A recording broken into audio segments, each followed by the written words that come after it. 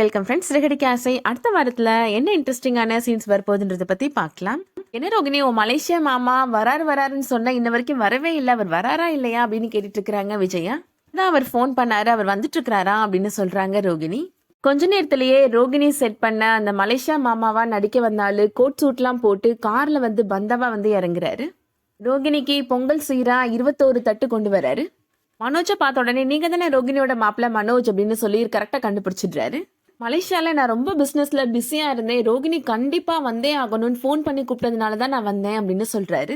ரோகிணி வாங்கி கொடுத்த dress bracelet ரெண்டுமே அவர் கொண்டு வந்த மாதிரி இப்போது மனோஜ் கையில் கொடுக்குறாரு. அதை பார்த்த விஜயா ரொம்ப சந்தோஷமாக நின்றுட்டுருக்குறாங்க. ஸ்ருதி இப்போது ரோகிணியோட மாமாவாக நடிக்க வந்த ஆள்கிட்ட நீங்கள் மலேசியாவிலேருந்து வந்திருக்கிறீங்களா அங்கிள், மலேசியாவில் எந்த இடத்துலேருந்து வந்திருக்கிறீங்க அப்படின்னு விசாரிக்கிறாங்க. என்ன பதில் சொல்கிறதுன்னு தெரியாமல் திருதிருன்னு முழிச்சிட்டு இருக்கிறாரு அவர் இவ்வளோ தூரம் டிராவல் பண்ணிட்டு வந்திருக்கிறாரு ஸ்ருதி, நம்ம அப்புறமா பேசிக்கலாம் அப்படின்னு சொல்லி விஜயாவே சொல்லிடுறாங்க. படம் தப்புச்சோம் அப்படின்னு ரோகிணி பெருமூச்சு விடுறாங்க. விஜயா இப்போ ரோகிணி மாமாவுக்காக தடபுடலா விருந்து அரேஞ்ச் பண்ணியிருக்கிறாங்க. அது ரொம்ப சந்தோஷமா சாப்பிட்டுட்டு இருக்கிறாரு.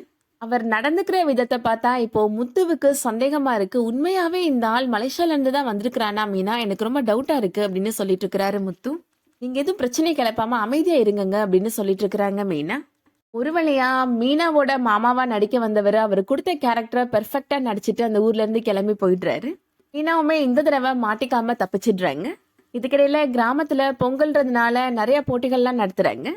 அதுல முத்து மீனா 2 பேருமே கலந்துட்டு பிரைஸ்லாம் வின் பண்றாங்க.